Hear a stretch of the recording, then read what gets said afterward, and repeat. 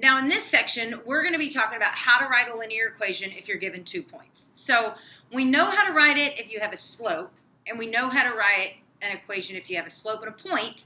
Now what happens when you have 2 points? Well, if you're given 2 points, we already know how to make a slope, right? So I'm going to use the slope formula, m equals y2 minus y1 over x2 minus x1, and then now you have a slope and you got 2 points to choose from. So it doesn't matter which point you use, it's going to work in either one. So here are our steps. 1, find your slope, and then we're going to use the point slope formula.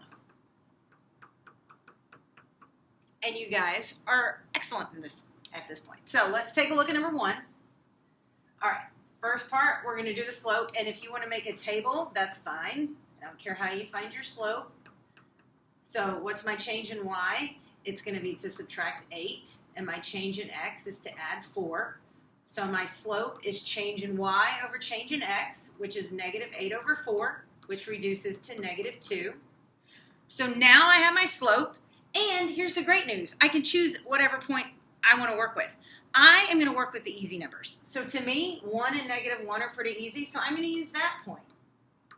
But it won't matter. You can use that point, and we're still going to get the same answer.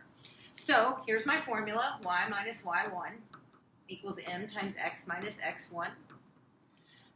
Here is the point I'm using, so y minus a negative 1 becomes positive, equals, my slope we found was negative 2, and then x minus 1. So I'm just using x minus the 1 here, and the negative 1 here, which converts it to positive. And now we just do what we do. We distribute, then negative 2x plus 2, and then I subtract 1 on both sides. And I get y equals negative 2x plus 1. Okay, let's do a few more. Let's look at number 3. So first step is you can find your slope. So here I'm going to subtract 5. Here I'm going to add 2. My slope is change in y, which is negative 5, over change in x, which is 2. So I found my slope. Now I'm going to use y minus y1 equals m times x minus x1. And now I'm going to use these points. I don't know why they look easier to me. They just do. So I'm going to use that guy. I could use that one. Same answer. So I'm going to do y minus y1, which is negative 1. Be careful, it becomes a positive, equals negative 5 over 2, x minus 2. And now I'm going to distribute. So y plus 1 equals negative 5 halves x. Negative times a negative is a positive. 2's cancel out, leaving me with 5. And then I subtract 1.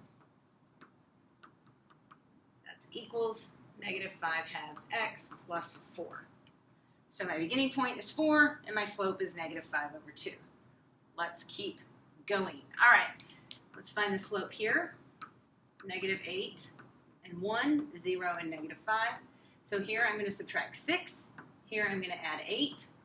So my slope is my change in y, which is negative 6, over change in y, which is x. Don't forget to reduce, so it becomes negative 3/4 is my slope. I'm going to use any point I want. I'm going to choose this guy, x1 and y1. And now I'm going to write my formula, y minus y1 equals m times x minus x1. And I'm going to plug in values. Y minus a negative 5, be careful, this becomes positive, equals, my slope is negative 3/4, and then x minus 0. So I get y plus 5 equals negative 3/4 x plus 0. Doesn't matter, you don't even have to have it there. And then I'm going to subtract 5 on both sides. So y equals negative 3/4 x minus 5. Okay. All right, let's flip our page over and take a look. And let's do these last 4. So what I would do if I were you is I would try and do these on your own, and then pause it, try and do it on your own, and see if we get the same answer. So first step, I'm going to find my slope for negative 1, 0, 2. So I'm going to add 3. Here I'm going to subtract 4. So my slope is negative 3/4. Remember, it only takes one negative to be a negative slope. So change in y is 3 over negative 4, but I always put my negative sign up there on the fraction. talked about that before. So I'm going to use this point, x and y. My formula is y minus y1 equals m times x minus x1. And I plug in values. Y minus a negative 1, be careful it becomes positive, equals negative 3/4 x minus 0. So y plus 1 equals negative 3/4 x plus 0. And then I subtract 1 on both sides. So y equals negative 3/4 x minus 1. Okay? All right, let's do number 12. So again, I'm going to find my slope. Negative 2 is a point, and 1, negative 5. So here I'm going to subtract 3. Here I'm going to add 3. So my slope is negative 3/3, which reduces to negative 1. I can use any point I want. I don't know why I'm choosing this one, but I'm going to. Again, it doesn't matter. So now y minus y1 equals m times x minus x1.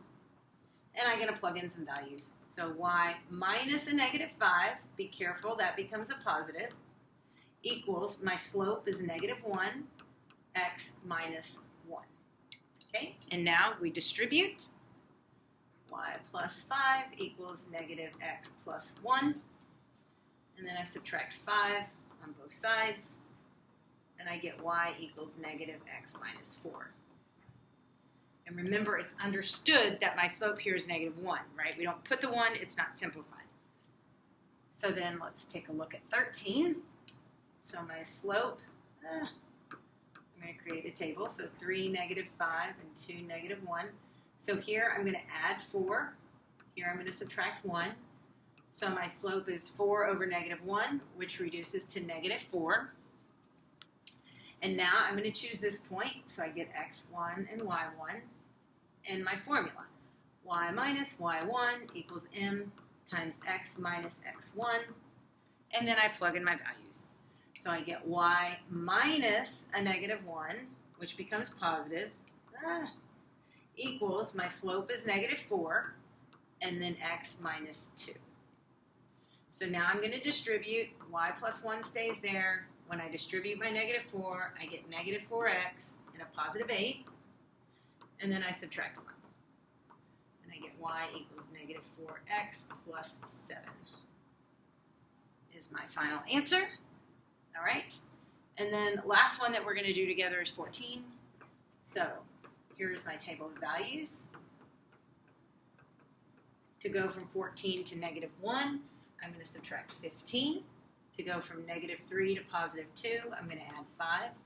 So my slope is change in y, which is negative 15, over change in x, which is 5, and that reduces to a negative 3. I can choose any point I want. I'm going to choose that guy, my first ordered pair, and then I'm going to write my formula. Y minus y1 equals m times x minus x1. And now I fill in the blanks. Y minus a negative 1, be careful, minus a negative is a positive, equals negative 3, x minus 2.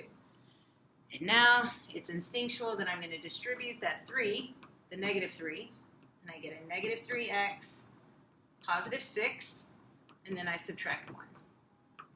And I get y equals negative 3x plus 5 is my final answer. Okay, so if you're struggling on writing an equation with 2 points, come and see me. We can do some together.